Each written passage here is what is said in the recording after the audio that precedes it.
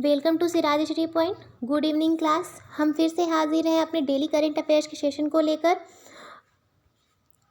पहले session start करने से पहले मैं आपको बता दूं कि हमारा कल का सेशन कुछ प्रॉब्लम्स की वजह से नहीं कंडक्ट हो पाया था, जिसे हम आज के जो करंट अफेयर्स होंगे उसमें आज हम कवर करेंगे। हमारी जो डेली करंट अफेयर्स क्लासेस होती हैं जो इसी टाइम पे अप्रॉक्स आपको अपलोड हो जाती हैं, तो आने वाले टाइम में भी इसी टाइम में आपको मिल जाया करेंगी। तो प्लीज़ हमारे साथ कंटिन्यू बने रहें, क्योंकि करंट अफेयर्स आपके एग्ज़ाम्स के लिए काफ़ी इम्पॉर्टेंट है। तो हमारे चैनल को सब्सक्राइब करें और हमारे सेशन को लाइक और शेयर करना प्लीज़ मत भूलें। और आपके जो भी कमेंट हो वो हमें कमेंट सेक्शन में पिन करके ज़रूर बताएं कि आपको ये सेशन कैसा लग रहा है और आने वाले टाइम में और आप हमसे क्या देखना चाहते हैं, किस टॉपिक पे हम बात करें और क्या बेहतर और हम कर सकते हैं।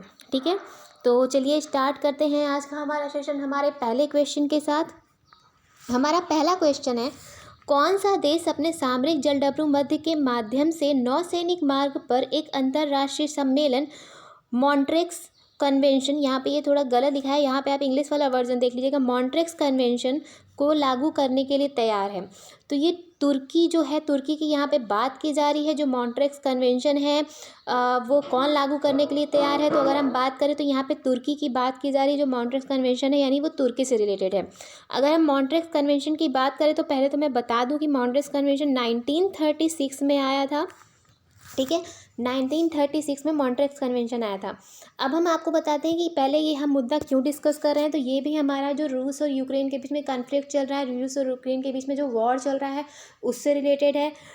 एक्चुअली हुआ क्या, ये जो आप यहाँ पे देख सकते हैं ये आपका ब्लैक सी है, यहाँ पे आपका यूक्रेन है, रशिया है, यहाँ पे आपका टर्की है। ठीक है, तो ये जो एरिया है, अगर आप यूक्रेन पे रशिया अटैक कर रहा है, ठीक है, तो इस एरिया से जाने के लिए रशिया के जो नेवल वॉरशिप हैं, यानी कि जो उसके नौसैनिक जहाज़ हैं रशिया के, उनको मेडिटेरेनियन सी, यहाँ पे चूँकि मेडिटेरेनियन सी है, मेडिटेरेनियन सी से यानी भूमध्य सागर से निकाल के इस रास्ते से ब्लैक सी के थ्रू यूक्रेन में जाने के लिए उसको टर्की की परमिशन चाहिए होती है। मतलब यानी कि कोई भी देश जो उसका नेवल वॉरशिप होता है या फिर उसका जो भी नौसैनिक जहाज होगा या फिर वो व्यापार से रिलेटेड जहाज होगा, वो जब भी मेडिटेरेनियन सी से होके इस एरिया से जब भी जाता है, ब्लैक सी के अंदर एंटर करता है, जो इन आसपास की कंट्रीज़ हैं वहाँ जाने के लिए, तो उसको टर्की के परमिशन की ज़रूरत होती है। किसके तहत? मॉन्ट्रियक्स कन्वेंशन के तहत। ठीक है,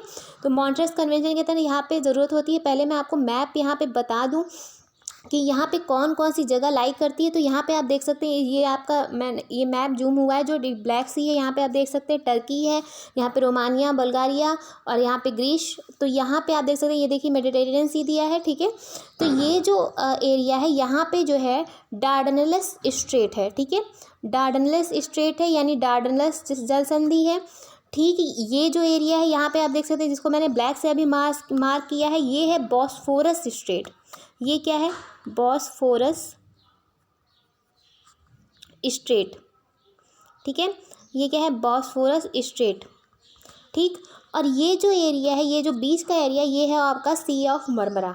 ठीक है, तो किसी भी नेवल वॉरशिप को या फिर कोई भी अगर वो मिलिट्री वॉरशिप है या फिर कोई भी ट्रेड के लिए वॉरशिप जाती है जो डार्डनल्स स्ट्रेट से और यहाँ पे बॉस्फोरस स्ट्रेट से होके जाती है ब्लैक सी में, तो उसके लिए उसको टर्की की परमिशन की ज़रूरत होती है।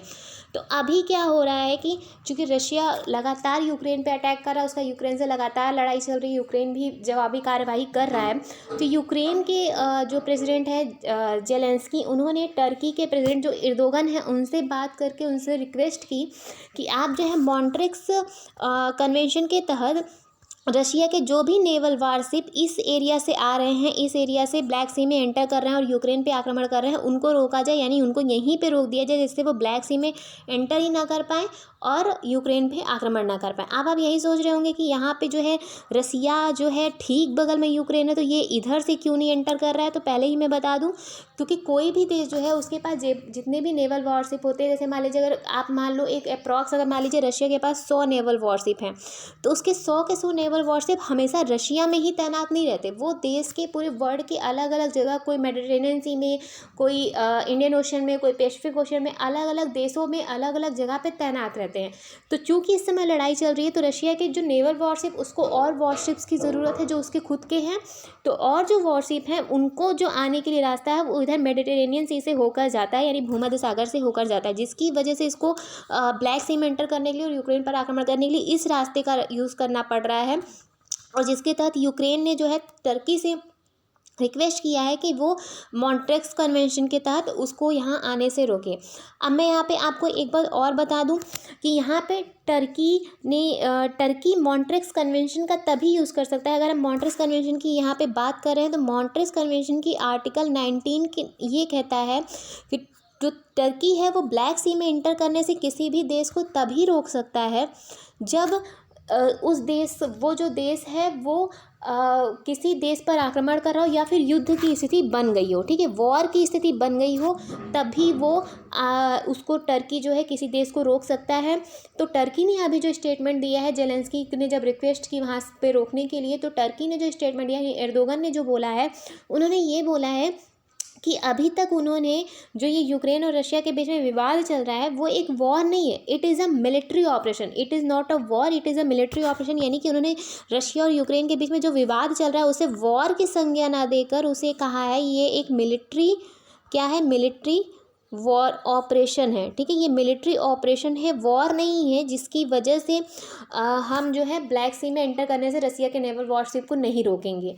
अब यहाँ पे देखा जाता है कि चूँकि ऑब्वियसली इंटरनेशनल रिलेशन की हम बात कर रहे हैं, रशिया और यूक्रेन के काफ़ी टाइम से विवाद चल रहा है, लगातार आक्रमण हो रहे हैं, तो यहाँ पे आप देखो कि जो हमारा टर्की है उसके जो संबंध हैं वो यूक्रेन से भी बेहतर हैं, तो वहीं रशिया से भी उसके अच्छे संबंध है, यूक्रेन से भी उसके ऐतिहासिक संबंध चले आ रहे हैं, रशिया से भी ऐतिहासिक संबंध चले आ रहे हैं, जिसकी वजह से जो तुर्की है वो कंटिन्यूअसली दोनों देशों के साथ अपने संबंध बेहतर बनाए हुए रखना चाहता है, जिसकी वजह से उसने यूक्रेन के जो जेलेंस्की उनकी बात नहीं मानी और उसके तहत उसने कहा कि ये एक वॉर नहीं है, ये एक मिलिट्री ऑपरेशन चल रहा है, ठीक है। यहाँ पे आपको अगर हम मैप के लोकेशन की बात करें तो यहाँ पे आपको ये ज़रूर पता होना चाहिए कि ब्लैक सी के आसपास कौन कौन से देश लाई करते हैं, जैसे कि आपका ये रशिया हो गया, यूक्रेन, मोल्डोवा, यहाँ पे रोमानिया, बुल्गारिया, टर्की, जॉर्जिया, ये सब आपको देश पता होने चाहिए कि एग्जैक्टली ब्लैक सी के आसपास कौन कौन से देश लाई करते हैं, ठीक है। बाकी टर्की का एक चीज़ और आप जानते होंगे कि टर्की ही ऐसा देश है जो यूरोप और एशिया दोनों में लाई करता है, यानी कि इसका आधा जो भाग है वो एशिया में लाई करता है और आधा भाग यूरोप में लाई करता है। तो यहाँ पे आपको ये लोकेशन पता होनी चाहिए कि ये जो है डार्डनलस स्ट्रेट है, यहाँ पे बॉस्फोरस स्ट्रेट है और ये जो है सी ऑफ मरमरा है। तो ये आपको एग्जैक्टली मैप की लोकेशन आपको डेफिनेटली पता होनी चाहिए। बाकी मैंने बता दिया कि यहाँ पे कंडीशन क्या है। एक और चीज़ कि मॉन्ट्रेक्स कन्वेंशन जो 1936 है उसके आर्टिकल 19 ये भी कहता है कि तुर्की तभी जो है किसी देश को ब्लैक सी में एंटर होने से इस रास्ते से रोक सकता है, एक तो जब वॉर चल रही हो, दूसरा अगर उस देश ने टर्की की राजधानी यानी जो अंकारा है टर्की की राजधानी उस पर आक्रमण किया, यानी टर्की पर अगर आक्रमण होता है तब भी टर्की उसको देश को रोक सकता है एंटर करने से ब्लैक सी में, ठीक है।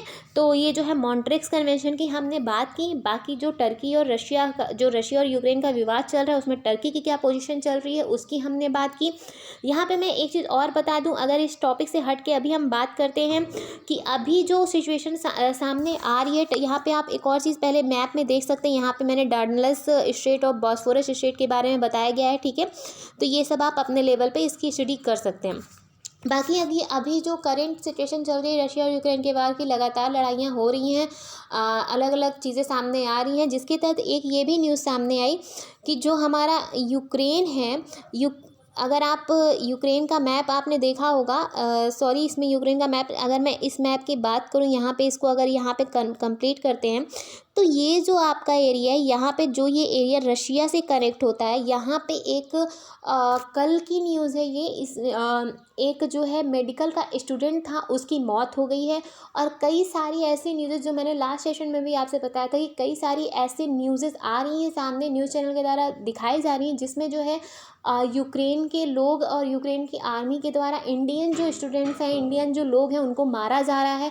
तो ऐसी भी चीज़ें सामने आ रही हैं, जिसकी चूँकि इस मेडिकल स्टूडेंट की मौत के बाद आज रात में 11 बजे, यानी कि हम जो लास्ट नाइट जो बीती है उसमें लगभग रात 11:30 बजे तक पीएम मोदी ने पुतिन से बात की, रशिया के यानी रशिया के जो सुप्रीम लीडर है पुतिन से बात की और उनसे जो है हमारे देश के जो इंडियंस वहाँ पे फंसे हैं उनको निकालने के बारे में बात की। तो पुतिन ने ये स्टेटमेंट दिया है कि जो है हम इंडियंस पे हमला नहीं करना चाहते और हम इंडियंस पे हमला नहीं कर रहे हैं। ये यूक्रेन की चाल है कि यूक्रेन इंडियंस को एज अ ढाल यूज़ कर रहा है। और पुतिन ने ये भी कहा है कि मतलब पीएम मोदी से बात करते हुए उन्होंने ये भी आश्वासन दिया है कि हमने अपनी आर्मी को और सबको कमांड दे रखा है कि इंडियंस पे हमला ना करें। और उसने ये भी कहा है कि आने वाले टाइम में जो इस एरिया में फंसे हुए इंडियंस हैं, क्योंकि इस एरिया के इंडियंस जो फंसे हैं वो तो इस देश से निकल के चले आ रहे हैं, रोमानिया, बल्गारिया और आपके जो बाकी आसपास के देश हैं, बट यहाँ के जो फंसे हुए इंडियंस थे इनको लेके ही समस्याएं सामने आ रही थी कि ये कैसे आएंगे। तो इसको लेकर रशिया ने आश्वासन दिया है, पुतिन ने आश्वासन दिया है कि उन्हें जो है हम अपने देश में पहले एंटर कराएंगे और आप हमारे देश यानी रशिया से अपने एयर फ्लाइट के थ्रू या फिर चाहे जैसे भी आप इंडियंस को वापस ले जा सकते हैं, यानी कि हम उनको पूरी सुरक्षा देंगे। ये आश्वासन अभी जो रात की जो लेटेस्ट न्यूज़ है उसके तहत जो है पुतिन ने पीएम मोदी से बात करते हुए दिया है। तो ये एक बेहतर रिजल्ट इसका देखने को मिल सकता है, क्योंकि काफ़ी सारी समस्याएं सामने आ रही हैं, काफ़ी सारी न्यूज़ एजेंसी ये चीज़ कवर कर रही हैं कि इंडियंस को काफ़ी ज़्यादा दिक्कतें हो रही हैं और एक मेडिकल के स्टूडेंट की भी डेथ हो गई। तो उसके बाद से ये समस्या ज़्यादा बढ़ती हुई दिख रही थी, जिसके बाद हो सकता है कि पुतिन के आश्वासन के बाद कुछ अच्छे परिणाम देखने को मिल सकते हैं। ठीक है, तो ये थी अभी तक की अपडेट। आपको जो रशिया यूक्रेन जो वॉर चल रहा है उसमें क्या अपडेट थी, बाकी चलते हैं हम अपने अगले क्वेश्चन पे। प्लीज़ स्टूडेंट, अगर आपको सेशन अच्छा लग रहा हो और आपको टॉपिक समझ में आ रहा हो तो प्लीज़ सेशन को लाइक और शेयर ज़रूर करें और हमारे चैनल को सब्सक्राइब करें, क्योंकि हम इस तरह टॉपिक को लाने के लिए काफ़ी मेहनत करते हैं। तो अलग अलग जगह से न्यूज़ कलेक्ट करना, उसके बाद उसको एज अ फॉर्म क्लास के फॉर्म में लाना काफ़ी चैलेंजिंग भी होता है और मेहनत का काम होता है। तो प्लीज़ हमारी जो मेहनत है उसको सपोर्ट करें और प्लीज़ हमारे सेशन को लाइक शेयर करना बिल्कुल ना भूलें और हमारे सिराज स्टडी पॉइंट को सब्सक्राइब तो ज़रूर करें। ठीक है, तो चलते हैं हम सेकेंड क्वेश्चन पे। हमारा सेकंड क्वेश्चन है, किस देश ने यूरोपीय संघ में शामिल होने के अनुरोध पर हस्ताक्षर किए हैं। तो जैसा कि मैंने कल के सेशन में लास्ट सेशन में मैंने पहले ही बताया था कि यूक्रेन ने अनुरोध पर हस्ताक्षर किया है, यानी यूक्रेन ने ईयू से यूरोपियन यूनियन से अनुरोध किया है कि उसे यूरोपीय संघ में शामिल किया जाए। क्योंकि जब से वॉर स्टार्ट हुआ तो यूक्रेन को ये संभावना थी कि वो नाटो में शामिल होगा, पर नाटो में शामिल होने से सीधे मतलब रशिया ने सीधे मना कर दिया कि उसको नाटो में शामिल नहीं किया जाएगा। अमेरिका ने सीधे मना कर दिया कि नाटो में शामिल यूक्रेन को नहीं किया जाएगा। तो अब रहा यूरोपियन यूनियन की बात कि यूरोपियन यूनियन यूक्रेन का सपोर्ट करे, जिसके तहत जेलेंस्की ने अनुरोध किया है कि उसे यूरोपियन यूनियन में शामिल किया जाए। अगर हम बात करें तो मैंने लास्ट सेशन में भी आपको बताया था कि एक फ़ोटो भी ये सामने आई थी, जिसमें ऐसा ये आप देख सकते हैं, जिसमें जेलेंस्की जो है साइन कर रहे थे application to join European Union. तो ये जो है जेलेंस्की हैं, ये साइन कर रहे थे यूरोपियन यूनियन के में ज्वाइन करने के लिए। ठीक है, तो वो चीज़ें भी देखने को मिली हैं। अगर हम इस न्यूज़ की और बात करें तो यूरोपियन यूनियन में शामिल होने के लिए क्या क्या कंडीशंस किसी देश को फॉलो करनी होती हैं, इस पर हम बात करेंगे। ठीक है, तो यूरोपियन यूनियन में शामिल होने के लिए पहले ही मैं बता दूं कि इसके लिए जो मेन चीज़ है वो है मैस्ट्रिच संधि। क्या है? मैस्ट्रिच संधि। ठीक, ये है मैस्ट्रिच संधि 1991। कोई भी देश जब यूरोपियन यूनियन में, अभी जो है 27 कंट्रीज़ हैं। ठीक है, अभी अगर हम करेंट सिचुएशन की बात करें 27 कंट्रीज़ हैं, पहले 28 थी जब से ब्रिटेन उससे अलग हो गया है, जिसको हम ब्रेक्जिट कह रहे थे ब्रेक्जिट कहते थे। तो ब्रिटेन जब से अलग हो गया है तो उसमें 27 कंट्रीज़ बची हैं, पहले 28 कंट्रीज़ थी। तो जो है यूरोपियन यूनियन में अगर कोई भी देश शामिल होता है तो वो मैस्ट्रिच संधि 1991 के आर्टिकल 29 को अगर फॉलो करता है, पहली चीज़ तो मैस्ट्रिच संधि को ही फॉलो करना चाहिए, बट उसका आर्टिकल जो 29 है वो मेन चीज़ें बताता है कि कौन सा कोई देश कौन कौन सी कंडीशंस फॉलो करेगा, जिसके बाद ही उसे यूरोपियन यूनियन में शामिल किया जा सकता है। अगर हम उन कंडीशंस की बात करें कि मैस्ट्रिच संधि कहती क्या है, तो उसकी जो पहली कंडीशन है वो है डेमोक्रेसी। ठीक है, कोई कंट्री जिसमें एक बेहतर लोकतंत्र है तभी वो कंट्री यूरोपियन यूनियन में शामिल हो सकती है। अगर हम दूसरी कंडीशन की बात करें तो वो है रूल ऑफ लॉ। ठीक है, कानून का शासन। ह्यूमन राइट्स, वहाँ के ह्यूमन राइट्स का हनन नहीं होना चाहिए, यानी ह्यूमन राइट्स को लेकर अच्छे बेहतर होने चाहिए। प्रोटेक्शन ऑफ माइनॉरिटीज़, ठीक है, जो अल्पसंख्यक वर्ग है उसकी सुरक्षा सुनिश्चित हो, ठीक है, प्रोटेक्शन ऑफ माइनॉरिटीज़ की बात करता है। और वहीं जो थर्ड सिचुएशन, जो थर्ड कंडीशन बताता है मॉस्ट्रिच संधि के तहत, वो है मार्केट इकोनॉमी, कि जो देश हो वो एक मार्केट इकोनॉमी हो, ठीक है, क्लोज्ड इकोनॉमी ना हो, मार्केट इकोनॉमी हो। तो अगर ये तीनों कंडीशन कोई देश फॉलो करता है तभी वो देश जो है यूरोपियन यूनियन में शामिल हो सकता है, ठीक है। तो यहाँ पे चूँकि मैंने बात की है, जैसे मैंने बताया कि यूक्रेन ने शामिल होने के लिए अनुरोध पर हस्ताक्षर किया है, तो आगे आने वाले टाइम में पता चलेगा कि यूरोपियन यूनियन उस हस्ताक्षर को मानता है या नहीं। क्योंकि एक चीज़ और मैं बता दूं कि अगर यूरोपियन यूनियन में किसी भी कंट्रीज़ को शामिल होना है तो इसमें 27 कंट्रीज़ की सहमति आवश्यक है। इस यहाँ पे ऐसा नहीं होता कि बहुमत से अगर 27 की हाफ से ज़्यादा 50+1 वोट्स आ गए तो शामिल हो जाएगा, नहीं, 27 के 27 देश समर्थन करने चाहिए कि यूक्रेन उसमें शामिल हो, तभी ये संधि के तहत जो है यूरोपियन यूनियन उसमें शामिल हो सकता है। तो हमने क्या क्या कंडीशंस हो सकती हैं, यानी क्या क्या रूल्स है जिसके तहत यूरोपियन यूनियन में शामिल होने के लिए किसी कंट्री देश को फॉलो करनी होती है, हमने उसकी बात की। यहाँ पे आपको मैस्ट्रिच संधि और उसके जो है आर्टिकल 49 के बारे में पता होना चाहिए। यहाँ पे आर्टिकल 49 है, 29 नहीं, ठीक है। तो आर्टिकल 49 के बारे में आपको पता होना चाहिए, ठीक है। तो यहाँ पे आपको इसके बारे में हमने बताया, ठीक है। यहाँ पे पिलर्स क्या हैं यूरोपियन यूनियन के, ये आप देख सकते हैं, ठीक है।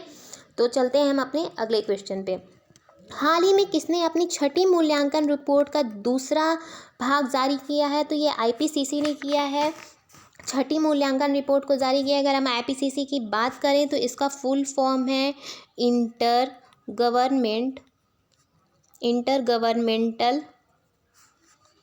पैनल ऑन क्लाइमेट चेंज, ठीक है। Inter governmental panel on climate change IPCC की फुल फॉर्म है।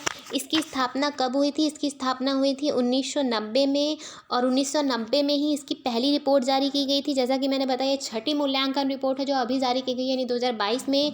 तो इसके पहले लगभग 5 रिपोर्ट जारी की जा चुकी है। जो पहली की गई थी 1990 में, यानी 1990 में, दूसरी की गई थी 1995 में, तीसरी 2001, चौथी 2015 और 2001 के बाद 2007 में भी एक रिपोर्ट जारी की गई थी, फिर 2015 और फिर अब 2022 में रिपोर्ट जारी की गई, यानी 1990, 95, 2001, 2007, 2015 और 2022, ठीक है। अब हम बात करते हैं इस आईपीसीसी रिपोर्ट, चूँकि ये इंटर गवर्नमेंट पैनल और क्लाइमेट चेंज जिसकी हम बात कर रहे हैं, ये जलवायु से संबंधित जो हमारे क्लाइमेट के कंडीशन से संबंधित जो है वर्ल्ड बेस पे रिपोर्ट जारी करती है। तो हम इस रिपोर्ट में क्या क्या, अभी जो 6th एडिशन इसका सामने है उसमें क्या क्या चीज़ें बताई गई हैं, हम उसके बारे में बात करते हैं। तो अब पहले ही मैं बता दूं कि इसमें जो है इंडिया को लेके क्या क्या कहा गया है, पहले हम उसके बारे में बात करते हैं। तो इंडिया को लेके ये कहा गया है कि इंडिया जो है आने वाले समय में वल्नरेबल हॉट स्पॉट बनने वाला है, यानी कि एक सुभेद्य हॉट स्पॉट बनने वाला है, यानी काफ़ी सारी चीज़ें देखने को मिलेंगी, समस्याएं देखने को मिलेंगी। अगर हम बात करें तो फ्लड की कंडीशन आ सकती है, मुंबई जैसे शहर डूब तक सकते हैं, ये तक कहा गया है। हीट वेव्स की बात की गई है, यहाँ पे अगर हम हीट वेव्स की बात करें तो हीट वेव्स जो है अहमदाबाद में सबसे ज़्यादा देखी जाएगी। वहीं जो है ह्यूमिडिटी बढ़ जाएगी, ठीक है, ठीक है। हीट वेव्स की हमने बात की। और जो है सी का लेवल जो है वो भी बढ़ेगा, सी लेवल राइज होने की सिचुएशन भी सामने आएगी। तो ये सारी चीज़ें बताया गया है। वहीं हम बात करें वर्ल्ड लेवल पे तो जो वेक्टर बॉर्न डिसीजेस होती हैं, यानी कि हम बात करते हैं वेक्टर बॉर्न डिसीजेस और जो होती हैं वाटर बॉर्न डिसीजेस, ठीक है। वाटर बॉर्न डिसीजेज और वेक्टर बॉर्न डिसीजेज में बढ़ोतरी देखने को मिलेगी, खासकर कहाँ पे, जो सब ट्रॉपिकल रीजन है हमारा एशिया का, वहाँ पे, ठीक है। सब ट्रॉपिकल रीजन जो हमारा एशिया का है वहाँ पे जो है वेक्टर बॉर्न डिसीजेज और वाटर बॉर्न डिसीज में बढ़ोतरी देखने को मिलेगी। वहीं जो है हिमालयी जो हमारा रीजन है वहाँ पे मलेरिया के आउटब्रेक भी देखने को मिल सकते हैं। तो वहीं ये भी कहा गया है कि 2040 से पहले ही पूरा वर्ल्ड जो है 1.5 डिग्री सेल्सियस का जो एक मानक तय किया गया है कि 2050 तक 1.5 डिग्री सेंटीग्रेड से ज़्यादा टेम्परेचर नहीं बढ़ना चाहिए। तो ये कहा गया कि बल्कि 2040 तक ही 1.5 डिग्री सेंटीग्रेड यानी 1.5 डिग्री सेंटीग्रेड टेम्परेचर से ज़्यादा अर्थ का टेम्परेचर हो जाएगा। तो ये सारी एक समस्या वाली बातें की गई हैं, यानी कि एक काफ़ी गंभीर और समस्यात्मक बातें की गई हैं। ये सब बताया गया है। जो रिपोर्ट की कंक्लूजन सामने आया उसके तहत काफ़ी सारी समस्याएं देखने को मिल सकती हैं। अब आगे आने वाले टाइम में देखा जाएगा कि इसके तहत क्या क्या निर्णय उठाए जाते हैं, या फिर क्या क्या इससे निपटने के लिए क्या क्या चीज़ें की जा सकती हैं। यहाँ पे मैं बता दूं, जो इसकी पहली रिपोर्ट आई थी 1990 में आई थी। 1990 में इसकी रिपोर्ट के ही बाद जो 1992 का आप पढ़ते हैं कॉप, जो UNFCCC का गठन किया गया था और उसकी जो बैठक होती है तो वो इसी के बाद किया गया था। यहाँ पे आप इस रिपोर्ट के बारे में भी पढ़ सकते हैं क्या क्या फर्स्ट रिपोर्ट में कहा गया था, सेकेंड, थर्ड, फोर्थ और जो हमारी फिफ्थ रिपोर्ट थी उन सब में क्या क्या कहा गया था। ठीक है, तो मैंने बता दिया। इसमें सिर्फ यही जानना था पहले से तो IPCC रिपोर्ट है क्या, कितनी, इसका कौन सा एडिशन अभी किया गया है, प्रकाशित किया गया है तो 6th एडिशन, और बाकी इस रिपोर्ट ने क्या क्या चीज़ें सामने रखी हैं उसके बारे में आपको देखना है। और खासकर इंडिया के कॉन्टेक्स्ट में आपको पता होना चाहिए कि क्या क्या चीज़ें सामने रखी गई हैं। ठीक है, तो let's move to the our next question. हाल ही में किसने भारत पे से इस्तीफ़ा दिया है? तो ये असनीर ग्रोवर जो भारत पे के मेन वो थे, उन्होंने इस्तीफ़ा दिया है। असनीर ग्रोवर इनका नाम है। ठीक है, तो इससे रिलेटेड इनका कोई ऐसा खास नहीं था, इनका बस इनको लेके काफ़ी चीज़ें सामने आई। मेन ये था कि इन्होंने जो है अपने जो कोटक महिंद्रा के एम्प्लॉय किसी को कुछ बुरा भला कह दिया था फ़ोन पे, काफ़ी सारी चीज़ें गलत गलत बोल दी थी जिसकी वजह से इनका ये ऑडियो लीक हो गया और उनके खिलाफ जो बोर्ड ऑफ मेंबर्स होते हैं उसमें निर्णय लिया गया कि इनको हटाना है इसके पद से। तो इस पे अब जानने का ऐसा कुछ खास नहीं है, बस आपको ये पता होना चाहिए कि कौन है। ठीक है, तो असनीर ग्रोवर जी हैं। यहाँ पे आप इनकी फ़ोटो भी देख सकते हैं। ठीक है, तो let's move to the next question. हाल ही में असम सरकार ने किस योद्धा के नाम पर योजनाओं को मंजूरी दी है? तो ये लचित बरफुकन नाम के जो योद्धा हैं उनके नाम पर असम सरकार ने योद्धाओं के नाम पर योजनाओं की मंजूरी दी है। तो इसके बारे में बता दूं, पहली चीज़ तो लचित बरफुकन हैं कौन? तो असम जो है, असम को पहले, असम पे अगर हम पहले की बात करें आज से बहुत, जब मुग़लों का शासन होता था तो अहोम नामक जो डायनेस्टी थी, साम्राज्य था, वो शासन करता था। अहोम राजा वहाँ पे शासन करते थे जो असम का एरिया था। ठीक है, जिसे आज हम असम के नाम से जानते हैं, उस समय उसे अहोम डायनेस्टी के नाम से जानते थे जिसमें अहोम राजा शासन करते थे। तो जो अहोम राजा थे उन्हीं का नाम लचित बरफुकन था। ठीक है, तो उन्होंने लगभग कई सालों तक शासन किया और अभी हम जो बात कर रहे हैं उनकी 400 एनिवर्सरी मनाई गई है, जिसके तहत जो है ये कई योजनाओं को मंजूरी दी गई है असम सरकार द्वारा। यहाँ पे एक चीज़ और मैं बता दूं कि लचित बरफुकन के नाम पे हमेशा कई सारे अवार्ड घोषित किए जाते हैं। तो उसमें जो सबसे श्रेष्ठ और सबसे इम्पोर्टेंट अवार्ड जो दिया जाता है वो NDA जो है, नेशनल डिफेंस अकादमी, उसका जो बेस्ट कैडेट होता है उसको जो है लचित बरफुकन अवार्ड दिया जाता है। ठीक है, जो NDA का बेस्ट कैडेट होता है। यहाँ पे मैं बता दूं कि अहोम राजा की, अहोम सरकार की हम बात करें, अहोम डायनेस्टी की, तो अहोम जो डायनेस्टी थी वो मुग़ल के मुग़ल, जैसे मैंने बताया कि मुग़लों के शासनकाल के समय थी, तो जहांगीर, औरंगजेब, इन सब द्वारा भी काफ़ी बार प्रयास किया गया वहाँ पे अधिपत्य करने का, बट सब फेल रहे। यानी कि वो लोग काफ़ी टाइम से शासन करते आ रहे थे और काफ़ी बेहतर शासन उन लोगों ने किया। यहाँ पे हम लचित बरफुकन के बारे में देख सकते हैं। इनका जो टाइम पीरियड रहा है वो 1622 से 1671 रहा है।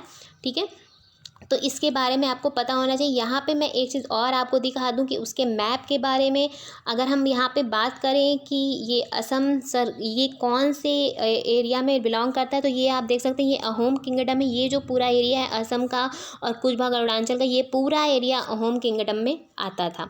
ठीक है, तो आपको पता होना चाहिए। यहाँ पे आप देख सकते हैं मुग़ल एम्पायर, इधर का पूरा जो एरिया था मुग़ल एम्पायर, कोच किंगडम, यहाँ पे आप देख सकते हैं मणिपुर किंगडम, कचारी किंगडम। तो इसके बारे में आपको पता होना चाहिए। और ये एक important topic art and culture का खासकर बन जाता है। तो आर्ट एंड कल्चर से रिलेटेड अगर आपसे क्वेश्चन पूछा जाता है तो इसके बारे में पूछने की संभावना काफ़ी बनती है, क्योंकि इनकी 400 एनिवर्सरी अभी मनाई गई है। चलते हैं हमारे नेक्स्ट क्वेश्चन पे। प्रतिवर्ष राष्ट्रीय विज्ञान दिवस किस तिथि को मनाया जाता है? तो ये 28 फरवरी को मनाया जाता है राष्ट्रीय विज्ञान दिवस। राष्ट्रीय विज्ञान दिवस क्यों मनाया जाता है? ये CV रमन, यानी जो हमारे चंद्रशेखर वेंकट रमन थे, वैज्ञानिक थे चंद्रशेखर रमन, उनके एनिवर्सरी को सेलिब्रेट करने के लिए मनाया जाता है। क्यों किया जाता है उनको सेलिब्रेट? तो उन्होंने फिजिक्स में सबसे बेहतर जो माना जाता है, जिसके लिए उन्हें नोबेल प्राइज़ भी मिला था, रमन इफ़ेक्ट को इंट्रोड्यूस किया था। ठीक है, रमन इफ़ेक्ट को इंट्रोड्यूस किया था। ये स्कैटरिंग से रिलेटेड है, इसके बारे में आपको पता होना चाहिए और आप पढ़ सकते हैं, गूगल करके भी आप इसके बारे में नॉलेज गेन कर सकते हैं कि रमन इफेक्ट एग्जैक्टली होता क्या है। जो बच्चे फिजिक्स के होंगे या फिर जो बच्चे साइंस पढ़े होंगे, वैसे भी छोटे क्लास में भी पढ़ाया जाता है, तो उसके बारे में उनको पता होगा। यहाँ पे मैं बता दूं कि इनको नोबेल प्राइज़ मिला था 1930 में। 1930 में इनको नोबेल प्राइज़ मिला था। किसका? फिजिक्स का नोबेल प्राइज़, यानी भौतिकी का नोबेल प्राइज़ इन्हें मिल चुका है। 1930 में इनको मिला था। सीवी रमन की हम बात कर रहे हैं। इन्हीं की उस पर राष्ट्रीय विज्ञान दिवस मनाया जाता है हर साल 28 फरवरी को। हाल ही में किसने यूसु स्टार्स चैंपियनशिप में गोल्ड मेडल जीता है? तो ये सादिया तारिक जी हैं, जो ये श्रीनगर की हैं। अगर हम बात करें ये कहाँ की हैं, तो ये श्रीनगर यानी जम्मू की हैं। ठीक है, जम्मू कश्मीर की हैं। इन्होंने गोल्ड मेडल जीता है यूसु स्टार्स चैंपियनशिप में। अगर हम यूसु स्टार चैंपियनशिप की बात करें तो मैं बता दूं कि ये जो यूशु है, ये लगभग कुंगफू की तरह होता है। कुंगफू के बारे में आई थिंक आपने सुना होगा। कुंगफू एक मार्शल आर्ट की फॉर्म होती है। ठीक है, मार्शल आर्ट की फॉर्म होती है जिसको ये प्ले करती हैं। तो मैं बता दूं कि वही यूशु से समझ नहीं आ रहा होगा आप बहुत लोगों की कौन सा स्पोर्ट्स है। तो ये मार्शल आर्ट की एक फॉर्म है जिसे कुंगफू भी कहते हैं। हाल ही में किसे सेबी की पहली महिला प्रमुख के रूप में नामित किया गया है? तो ये माधवीपुरी बुच को नामित किया गया है। माधवीपुरी बुच जी को नामित किया गया है सेबी की पहली महिला प्रमुख के रूप में। हाल ही में दूसरा LG cup ice hockey championship 2022 किसके द्वारा जीता गया है? तो ये लद्दाख स्काउट्स रेजिमेंटल सेंटर द्वारा जीता गया है। लद्दाख स्काउट्स रेजिमेंटल सेंटर द्वारा LG cup ice hockey championship 2022 में। हाल ही में शून्य भेदभाव दिवस किस तिथि को मनाया गया है? तो ये 1 मार्च को मनाया गया है शून्य भेदभाव दिवस। अगर हम इसके इनिशिएटिव की बात करें तो शून्य भेदभाव से ही आपको समझ में आ रहा होगा कि हमारे जो समाज में अलग अलग लेवल को लेकर जो भेदभाव व्याप्त रहते हैं, चाहे वो जाति को लेकर, धर्म को लेकर, लिंग को लेकर, इन सब चीज़ों को लेकर जो भेदभाव रहते हैं, उन्हीं को समाप्त करने के लिए शून्य भेदभाव दिवस मनाया जाता है कि एक दिन ऐसा आए जिस दिन किसी भी प्रकार का कोई भी भेदभाव, कोई भी डिस्क्रिमिनेशन समाज में ना व्याप्त रहे। तो उसको लेकर ही 1 मार्च को शून्य भेदभाव दिवस मनाया जाता है। ठीक है, तो यहाँ पे आप देख सकते हैं remove laws that harm create laws and empower. तो ऐसी इसकी थीम है ये इस बार की जीरो डिस्क्रिमिनेशन डे की, remove laws that harm create laws and empower. ठीक है, तो ये 2014 से मनाया जा रहा है। ये यूएन एड्स द्वारा स्टार्ट किया गया था। अगर हम यूएन एड्स की बात करें तो इसका फुल फॉर्म है United Nation Programme on HIV and AIDS. ठीक है, तो इसने स्टार्ट किया था शून्य भेदभाव दिवस यानी zero discrimination day. Jan Aushadhi दिवस सप्ताह कब से कब तक मनाया जाता है? तो ये 1 से 7 मार्च तक मनाया जाता है जन औषधि दिवस सप्ताह। अगर हम यहाँ पर जन औषधि दिवस की बात करें तो ये भारतीय जन औषधि परियोजना जो स्टार्ट की गई थी, प्रधानमंत्री भारतीय जन औषधि परियोजना, उसको प्रमोट करने के लिए ही जन औषधि दिवस मनाया जाता है। ठीक है, जो हमारी PM भारतीय जन औषधि परियोजना है वो 2008 में लॉन्च की गई थी। ठीक है, 2008 में किसके द्वारा? Ministry of Chemicals and Fertilisers द्वारा लॉन्च किया गया था। इसी दिन को सेलिब्रेट करने के लिए, जिस दिन इसको लॉन्च किया गया, सेलिब्रेट करने के लिए जो हमारा जन औषधि दिवस सप्ताह है वो मनाया जाता है। ठीक है, तो यहाँ पे आप उसके बारे में पढ़ सकते हैं। 2008 में ये योजना लॉन्च की गई थी। चलते हैं हमारे नेक्स्ट क्वेश्चन पे। हाल ही में कौन सी खिलाड़ी पैरा तीरंदाजी विश्व चैंपियनशिप में रजत जीतने वाली पहली भारतीय बनी है? तो ये पूजा जत्यान जी बनी हैं। पैरा तीरंदाजी विश्व चैंपियनशिप में रजत पदक जीतने वाली, यानी सिल्वर मेडल इन्होंने जीता है। हाल ही में इंडस्ट्री कनेक्ट 2022 का उद्घाटन किस केंद्रीय मंत्री द्वारा किया गया है? तो डॉक्टर मनसुख मंडाविया द्वारा किया गया है इंडस्ट्री कनेक्ट 2022 का उद्घाटन। अगर हम इस योजना की बात करें कि इंडस्ट्री कनेक्ट 2022 है क्या, तो इसका सीधा सा है कि उद्योग के क्षेत्र में यानी इंडस्ट्रीज़ के क्षेत्र में इनोवेशन को बढ़ावा देना, टेक्नोलॉजी को बढ़ावा देना, इंडस्ट्रीज़ को बढ़ावा देना, स्टार्टअप्स को बढ़ावा देना। तो उन सब चीज़ों को डेवलप करने के लिए, उन सब चीज़ों को बढ़ाने के लिए एक बेहतर इंडस्ट्रीज़ के सेक्टर में एक बेहतर विनिर्माण के क्षेत्र में एक बेहतर काम करने के लिए इंडस्ट्री कनेक्ट 2022 का उद्घाटन किया गया है, जिसे डॉक्टर मनसुख मंडाविया ने किया है। हमारा अगला क्वेश्चन है, भारतीय रेलवे का पहला सौर ऊर्जा संयंत्र कहाँ स्थापित किया गया है? तो ये बीना में स्थापित किया गया है भारतीय रेलवे का पहला सौर ऊर्जा संयंत्र। अगर हम इस सौर ऊर्जा संयंत्र की बात करें तो ये जो है जो अभी कहा गया है इसको स्थापित किया गया है, तो उसमें जो कहा गया है उसके तहत ये है कि ये हर साल 8 मेगा यूनिट यानी कि 8 MU यानी कि लगभग 8 MU की बिजली पैदा करेगा हर साल।